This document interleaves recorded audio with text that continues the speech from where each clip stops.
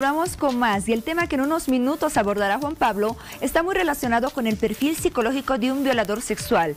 Un perfil que puede tener varias connotaciones, entre ellos los desórdenes mentales que en muchos casos se atribuyen desde la niñez.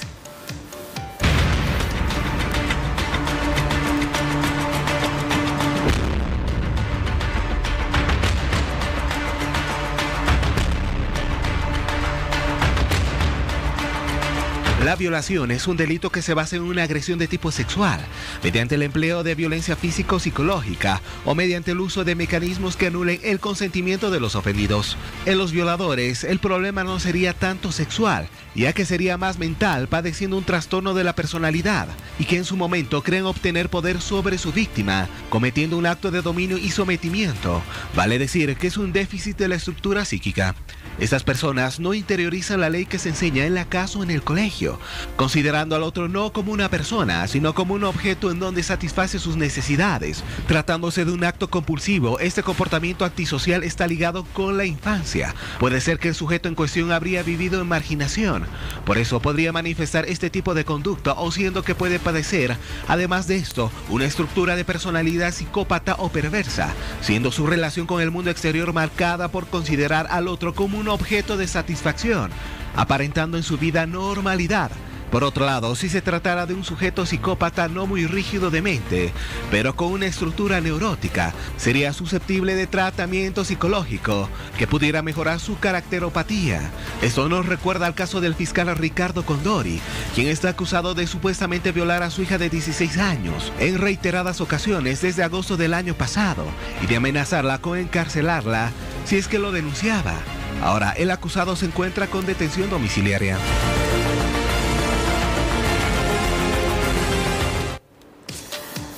Muy bien, antes de continuar con el desarrollo de esta entrevista, vamos un momento hasta nuestras redes sociales, nuestra página de Facebook Hora 23, donde tenemos el siguiente cuadro disponible para todos ustedes. Está relacionado con lo que es el incesto paterno-filial. El incesto es un tema lleno de mitos y es importante conocer la trascendencia en el ámbito emocional de los menores, niños y niñas, que son víctimas de abuso sexual por parte de un pariente cercano, y los motivos que llevan al resto de la familia a callar estos sucesos. Participe, por favor, a través de sus publicaciones en el siguiente cuadro. Nosotros estaremos a la espera de sus comentarios. Vamos contigo, Juan Pablo. Gracias, Paola. Ya lo decíamos, la ciudadanía ha quedado conmovida por el caso de ese ex fiscal de El Alto, a quien se acusa de la violación de su propia hija de 16 años de edad. No nos corresponde hacer una valoración personal de ese acusado, el proceso está en marcha, pero sí podemos intentar responder a muchas preguntas que la gente se ha formulado en los últimos días a raíz de este caso.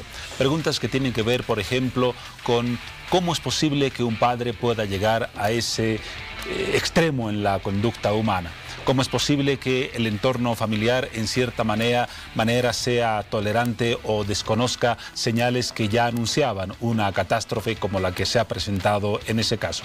Y muchas otras preguntas más para hablar precisamente de la tipología de ese tipo de personas, reiterando el término, y más aún de las recomendaciones que pueden ser útiles para la población en el sentido de reconocer un posible caso o una posible persona con esos rasgos y esa tipología.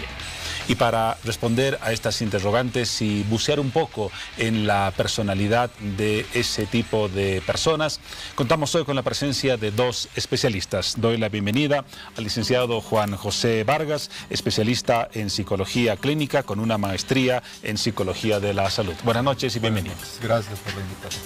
Y también contamos con la presencia del doctor Víctor Zelaya, especialista en medicina legal, perito en psiquiatría forense de la Justicia Nacional.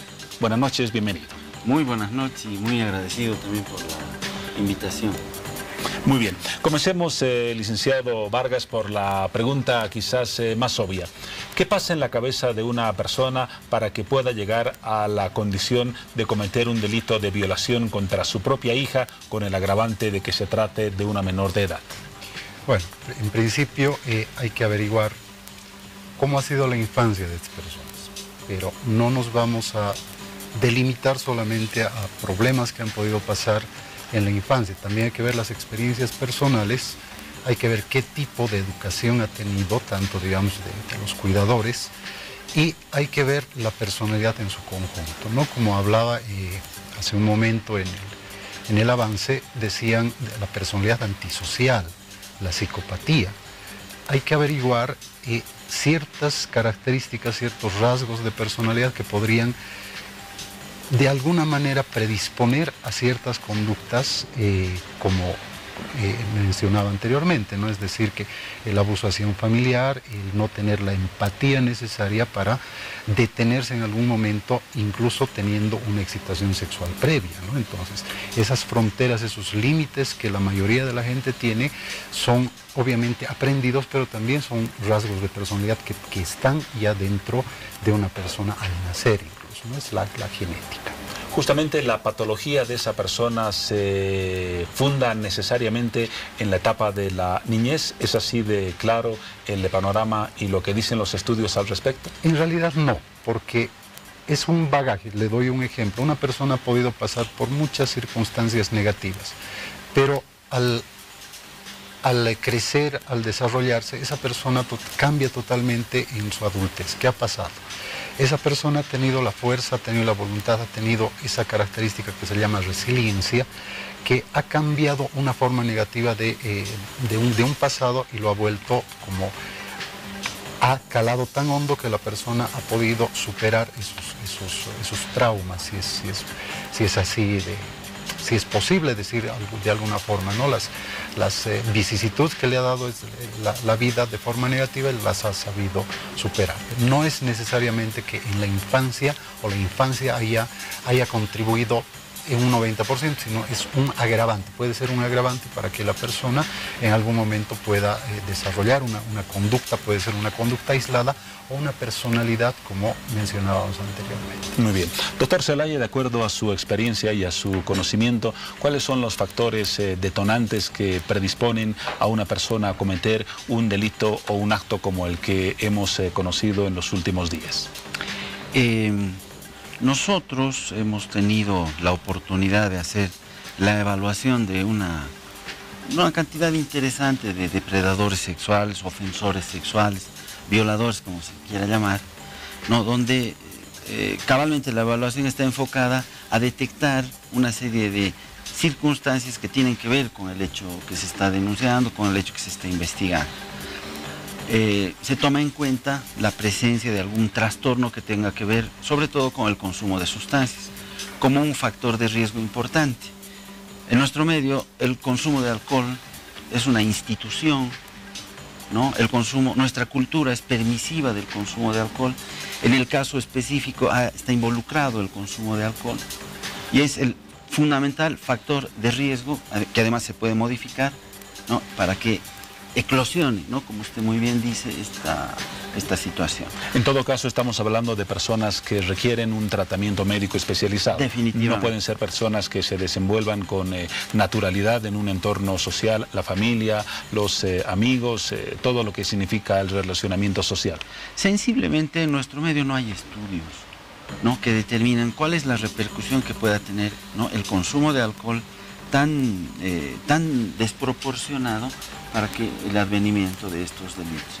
El 85% de los delitos sexuales, ¿no? Y de los delitos contra las personas tienen, ¿no? Dentro de lo que está como factor de riesgo el consumo de alcohol en nuestro medio. Ahora, los libros ¿de dónde vienen? De Canadá, de Estados Unidos, de Argentina, donde el consumo de alcohol no es un problema, ¿no? Ahora, hablando de la personalidad, en la evaluación definitivamente hay que hacer un estudio y descartar los tipos de personalidad que más vinculación tienen con la comisión de comportamientos violentos, en este caso delitos sexuales. La personalidad antisocial, una de sus variedades es la psicopatía, ¿no? Y la personalidad borderline o border límite, que son los dos trastornos que de alguna manera predisponen a la persona a la comisión de este tipo de conductas. De esta forma nos hemos aproximado a definir un poco la tipología de la personalidad del sujeto que es capaz de llegar a una agresión sexual. Hablaremos ahora, licenciado, de qué pasa con la víctima. Una niña o un niño que es víctima de un abuso sexual por parte de un padre, me imagino tiene un sentimiento contradictorio. una persona que es la figura encargada de representar la protección se convierte en un agresor? ¿Cuál es la angustia de ese niño o de esa niña ante una circunstancia como una violación? Bueno, enumerar sería muy fácil, ¿sí? Enumerar síntomas, enumerar conductas, enumerar pensamientos que posiblemente salen de esa mente. Lo complicado es detectarlos en algún momento, sobre todo en el inicio del abuso sexual, sea por parte de un familiar, sea por parte de una persona extraña. Estos se van acumulando y se van intensificando. Los primeros, los más comunes, como nos dice la teoría, van a ser la depresión, la ansiedad, como trastornos también van a entrar, y va a pasar a un fenómeno donde la persona puede sentirse tan vacía, tan sola, tan carente de sentido de vida, que va a intentar suicidarse o va a pensar en el suicidio. Entonces son los tres determinantes más aproximados y los más comunes. Ahora bien, cuando pasa un abuso sexual crónico y estas personas mantienen una relación de aproximación con el agresor, estas personas pueden crear también problemas mucho más de conducta. Es decir, que aislamientos, agresiones, van a ser personas consumidores de sustancias. Aquí, como bien el doctor decía, las sustancias en Bolivia están repuntando. Y van a ser personas que van a tener conductas muy desadaptativas, que si estas conductas, pensamientos y estos afectos vienen en una etapa donde se está formando, se está desarrollando la personalidad, pueden mantenerse en el tiempo. Es decir, que este abuso sexual va a hacer de que la persona también pueda modificar en algo su personalidad, y podría ser también una personalidad antisocial, ¿no? Entonces, muy bien. Vamos a seguir hablando del tema en algunos instantes, pero estamos prácticamente concluyendo la jornada y comenzando otra. Es el momento de revisar los hechos que han sido noticia en las últimas horas con Paola. Así es, Juan Pablo. Son las 00 horas y, como de costumbre, es momento de conocer las noticias más destacadas de esta jornada. Ponga atención, son las siguientes.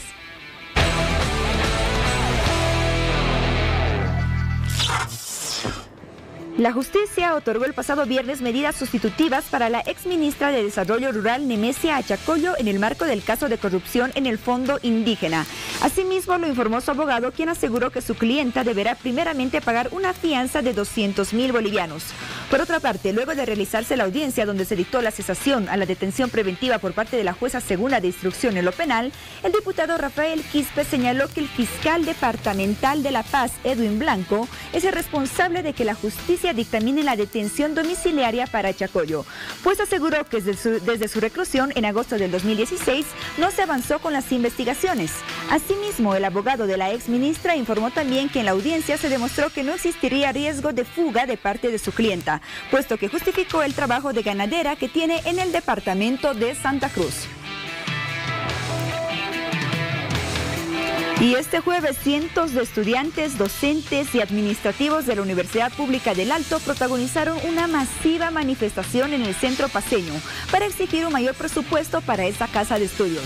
De acuerdo al reporte policial, cerca del mediodía, a la altura del Ministerio de Economía, los manifestantes que se encontraban bloqueando hicieron uso de explosivos, por lo que fueron inmediatamente reprimidos por efectivos del orden. Ante lo ocurrido, 3 estudiantes fueron arrestados por la policía, quienes responden a los nombres de José Mendoza Quintanilla, de la carrera de Psicología, Carlos Zuruco Suntura, de Medicina Veterinaria, y Alessandro Marcelo Adubiri, de la carrera de Derecho.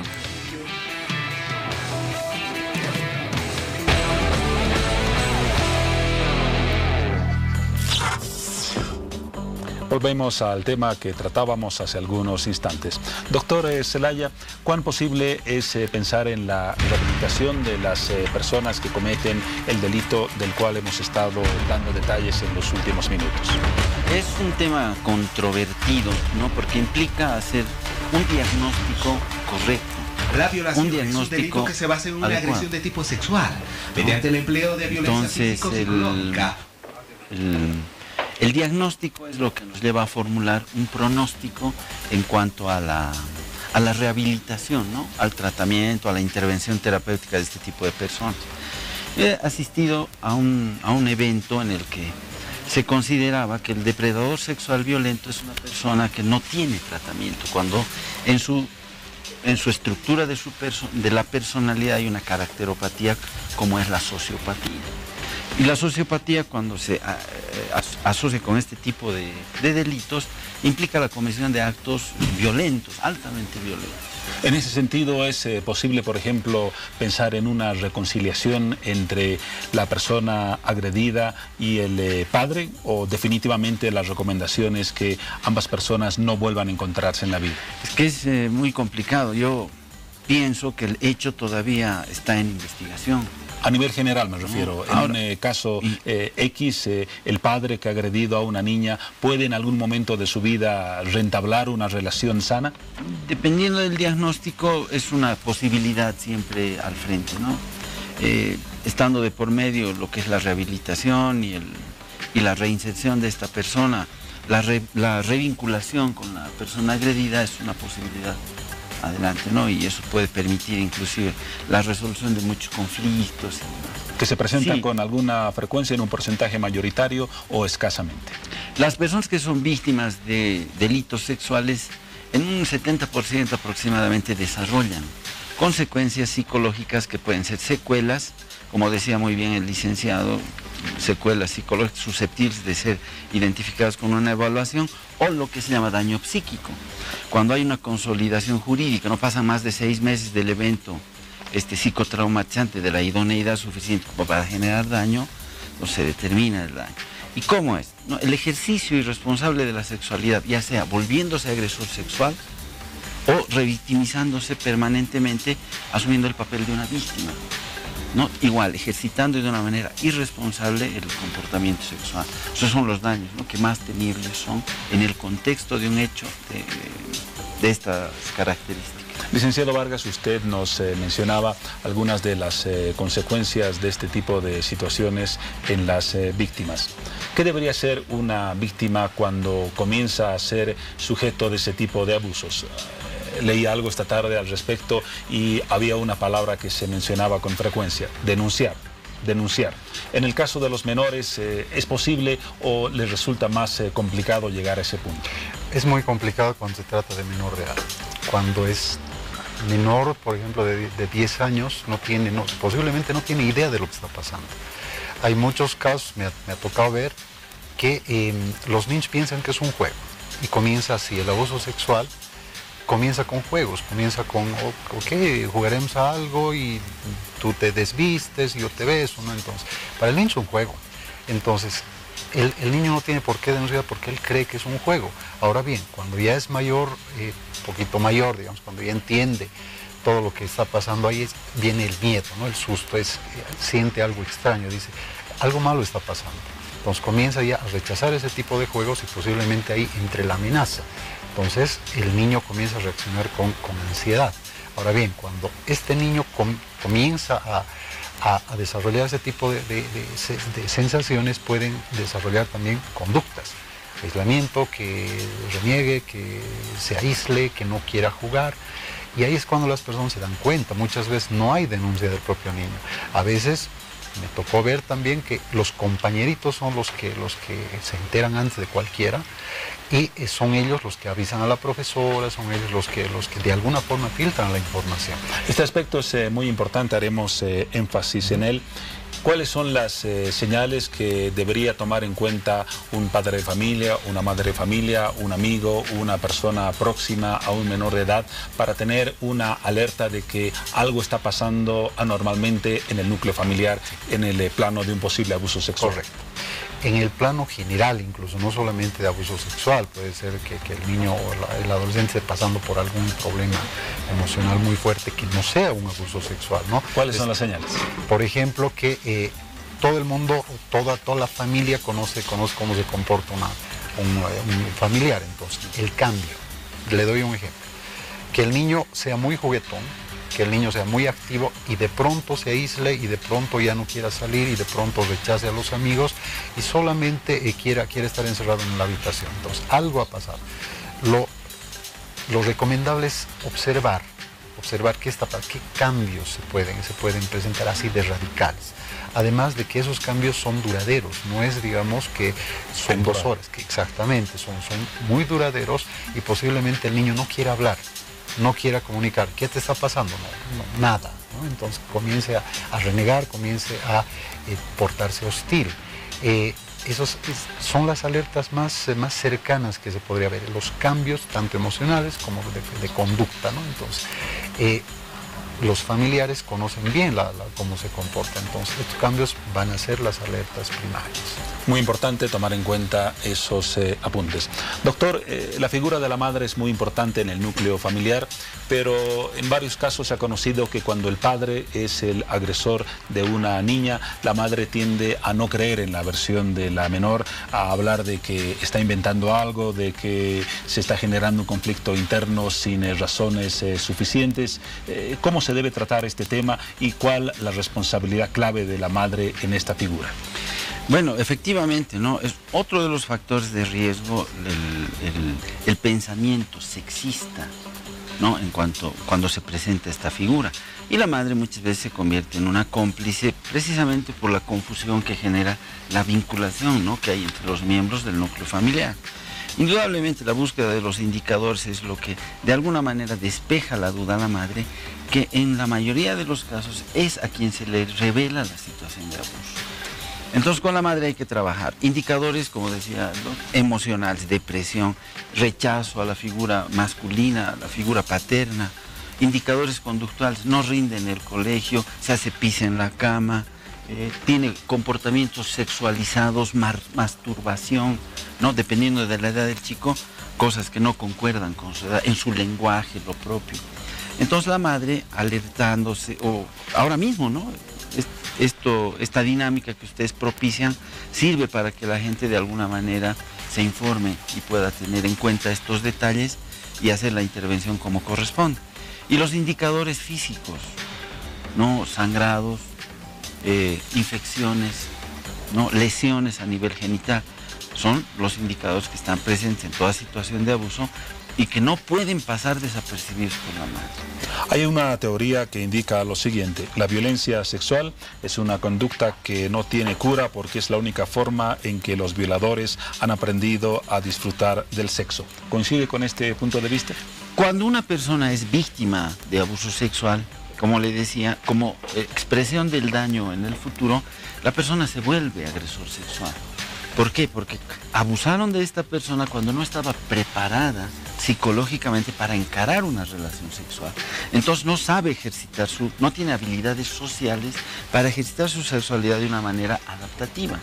Consiguientemente, si no se hace una intervención, eso es una cosa que se perpetúa y definitivamente sí coincide esto, no hay tratamiento para este tipo de situación. Tenemos consultas en las redes sociales a propósito del tema y de las facetas que estamos abordando. Vamos con Paola para conocer esos comentarios. Así es, Juan Pablo, gracias a todas las personas que están participando a través de nuestras redes sociales. Es momento de leer sus comentarios. Nos escribe Natalia Araceli Alcázar Chávez y nos dice: no se deben callar estos hechos, ya que al hacerlo creamos una cadena de silencio. Como dice el dicho, el silencio otorga. En cambio, si hacemos la denuncia, lograremos minimizar este tipo de casos. Saludos, Hora 23. Igualmente, saludos, Natalie. También vamos con Flor Tarja Landers, que nos dice: ya son muchas las violaciones a menores. ¿Por qué no aprueban la castración química para así parar esta aberración? Gracias por escribirnos y bueno, sigan comentando a través de nuestras redes sociales, sigan con sus preguntas, con todas sus consultas y sus opiniones acerca de este tema. Vamos contigo, Juan Pablo. Gracias, Paola. Licenciado Vargas, ¿qué pasa con la vida sexual de la menor o el menor que en algún momento de su vida ha sido víctima de un abuso sexual? ¿Cuál es su comportamiento sexual en la adolescencia, en la juventud y en la madurez? Depende cuándo se haya producido. Si se ha producido una sola vez el hecho, a muy temprana edad posiblemente la víctima no se acuerde, ¿sí? Posiblemente tenga una vida sexual normal, posiblemente si es que no tiene recuerdos, esa persona pueda pasar desapercibida esa situación.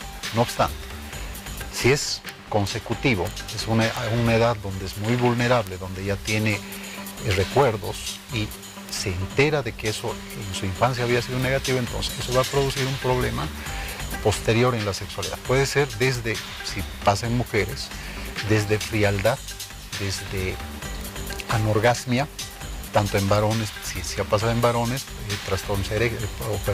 problemas eréctiles, posibles daños también en cuanto a lo que va a ser la sexualidad normal. Puede ser el uso de fetiches, puede ser el uso de objetos, ¿no? que busque la persona un modo normal de excitación posteriormente. Ahora, estos problemas pueden estar aliados a otro tipo de conflictos que van a ser, por ejemplo, buscar situaciones sexuales que no son las comunes.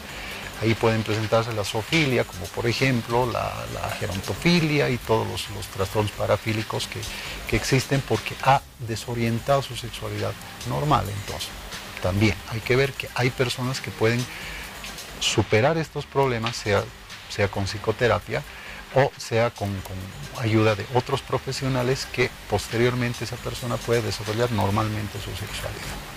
Doctor, ¿cómo concibe el comportamiento de una persona, como del caso que estamos siguiendo en estos días, en el que abusaba de la menor, 16 años, y le proporcionaba la pastilla del día después para que no quede embarazada? ¿Qué pasa en la mente de esa persona que recurre a esa conducta y ese tipo de actos? Mire, yo pienso que el pilar para poder emitir una opinión autorizada es hacer una evaluación integral de esta persona.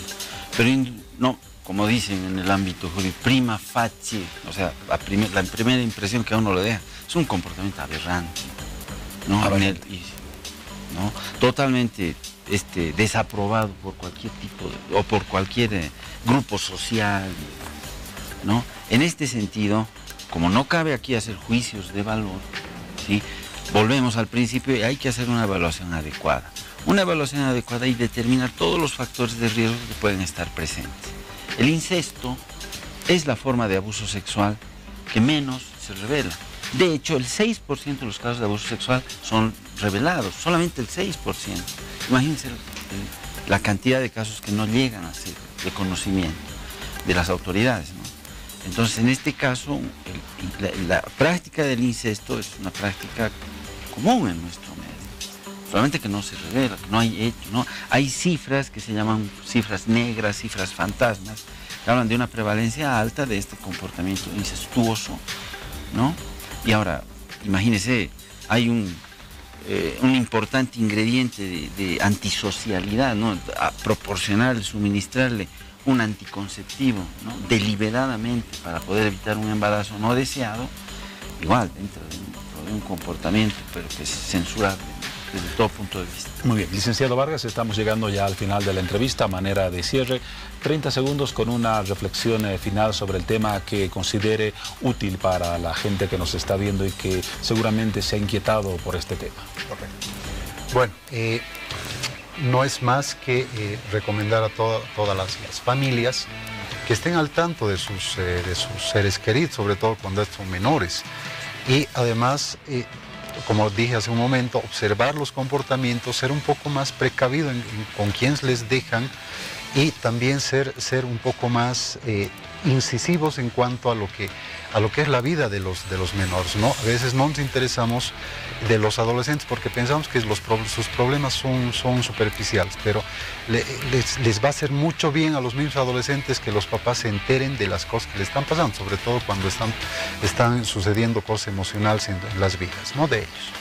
Doctor Zelaya, la misma recomendación, 30 segundos, su reflexión final del tema.